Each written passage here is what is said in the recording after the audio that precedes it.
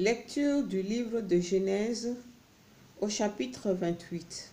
Le titre: Jacob chez Laban.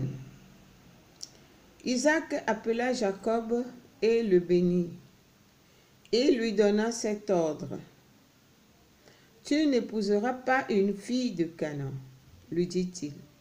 Debout, va en plaine d'Aram, à la maison de Bethuel, le père de ta mère. Prends là-bas pour femme une des filles de Laban, le frère de ta mère. Que le Dieu puissant te bénisse et te rende fécond et prolifique, pour que tu deviennes une communauté de peuples. Qu'il te donne la bénédiction d'Abraham, à toi et à ta descendance, pour que tu possèdes le pays de tes migrations. Le pays que Dieu a donné à Abraham, Isaac fit partir Jacob pour la plaine d'Aram auprès de Laban, fils de Bethuel l'araméen, frère de Rebecca, la mère de Jacob et d'Ésaü. Ésaü vit que Isaac avait béni Jacob et l'avait envoyé en plaine d'Aram pour y prendre femme, et qu'en le bénissant, il lui avait donné cet ordre: Tu n'épouseras pas une fille de Canaan. Or Jacob avait obéi à son père et à sa mère, et il était parti en plaine d'Aram. Ésaü comprit que les filles de Canaan déplaisaient à son père Isaac. Il alla trouver Ismaël, et en plus de cette femme, il épousa Mahalat, fille d'Ismaël, fils d'Abraham, la sœur de Nebaot. Le songe de Jacob. Jacob sortit de Béchava et partit pour Haran. Il fut surpris par le coucher du soleil en un lieu où il passa la nuit. Il prit une des pierres de l'endroit, en fit son chevet et coucha en ce lieu. Il eut en songe, voici qu'était dressée sur terre une échelle dont le sommet touchait le ciel. Des anges de Dieu y montaient et y descendaient.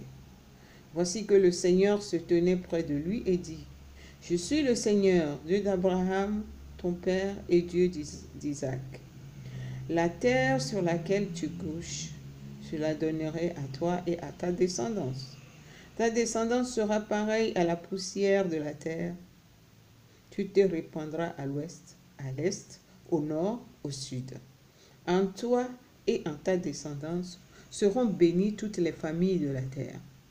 Vois, je suis avec toi, et je te garderai partout où tu iras, et je te ferai revenir vers cette terre, car je ne t'abandonnerai pas jusqu'à ce que j'ai accompli tout ce que j'ai dit.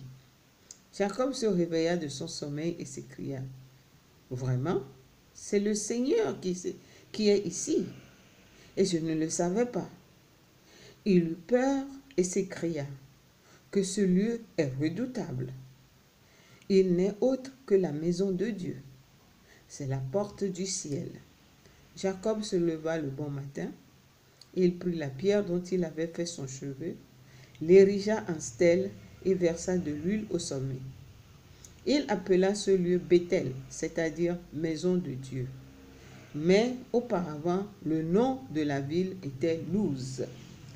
Puis Jacob fit ce vœu: Si Dieu est avec moi et me garde dans le voyage que je poursuis, s'il me donne du pain à manger et des habits à revêtir, si je reviens sain et sauf à la maison de mon père, le Seigneur deviendra mon Dieu.